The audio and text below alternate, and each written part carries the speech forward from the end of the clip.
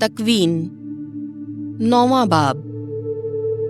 برکت اور عہد۔ اور خدا نے نوح اور اس کے بیٹوں کو برکت دی اور انہیں کہا کہ پھلو اور بڑھو اور زمین کو معمور کرو، اور تمہارا روب اور ڈر زمین کے کل جانوروں اور آسمان کے سب پرندوں اور زمین پر سب چلنے والوں پر قائم رہے گا۔ سمندر کی سب مچھلیاں تمہارے ہاتھ میں دی گئیں، سب جیتے چلتے جانور تمہارے کھانے کے واسطے ہیں۔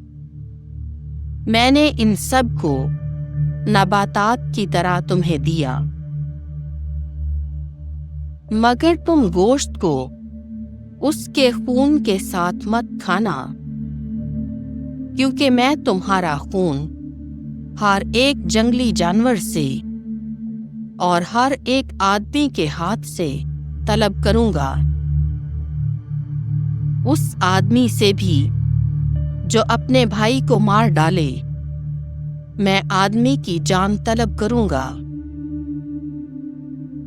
جو انسان کا خون بہائے، انسان ہی سے اس کا خون بہایا جائے گا، کیونکہ خدا کی صورت پر انسان بنایا گیا۔ مگر تم پھلو اور بڑھو اور زمین پر اولاد پیدا کرو اور اس کو معمور کرو۔ اور خدا نے نوح سے اور اس کے بیٹوں سے کہا، دیکھو، میں اپنا عہد تم سے اور تمہارے بعد تمہاری نسل سے اور سب جانداروں سے جو تمہارے ساتھ ہیں، کیا پرند، کیا چرند، اور زمین کے سب درندوں سے جو کشتی سے نکلے، زمین کے ہر طرح کے جانداروں سے قائم کرتا ہوں۔ تم سے میں اپنا عہد قائم کرتا ہوں کہ کوئی جاندار پانی کے طوفان سے پھر ہلاک نہ ہوگا، اور نہ طوفان ہی دوبارہ آئے گا کہ زمین کو تباہ کرے۔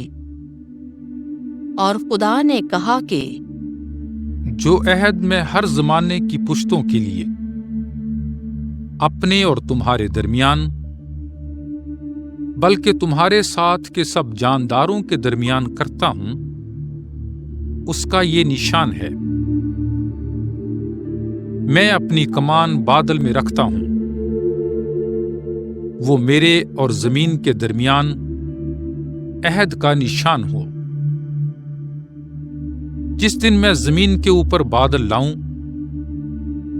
اور میری کمان بادل میں نظر آئے، تو میں اس عہد کو یاد کروں گا جو میرے اور تمہارے اور ہر جاندار کے درمیان ہے۔ طوفان کا پانی دوبارہ نہ چڑھے گا کہ تمام جانداروں کو ہلاک کرے۔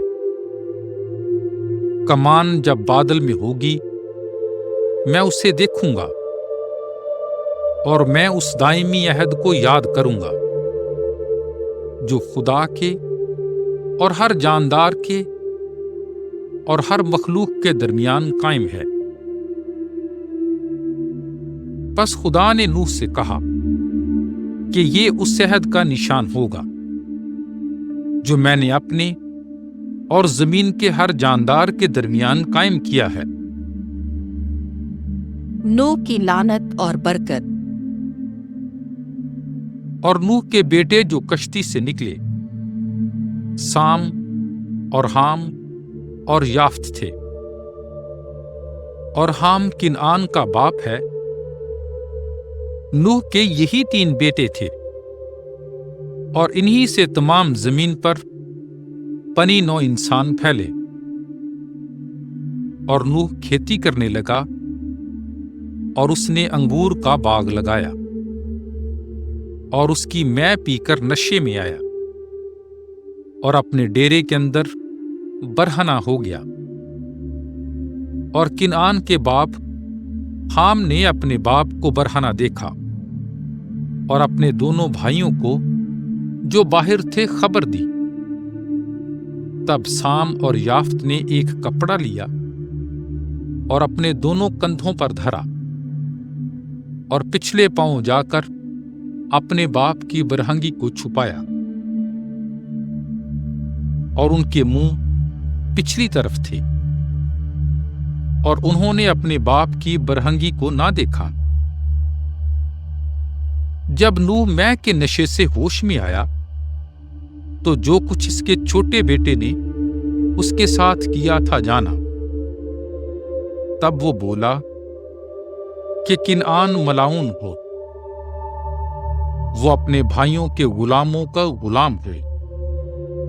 پھر کہا، خداوند سام کا خدا مبارک ہو، کنعان اس کا غلام ہو۔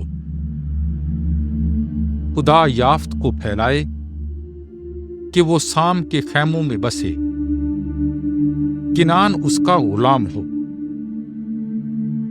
اور طوفان کے بعد نوح 350 برس جیتا رہا، اور نوح کے کل ایام 950 برس ہوئے، تب وہ مرا۔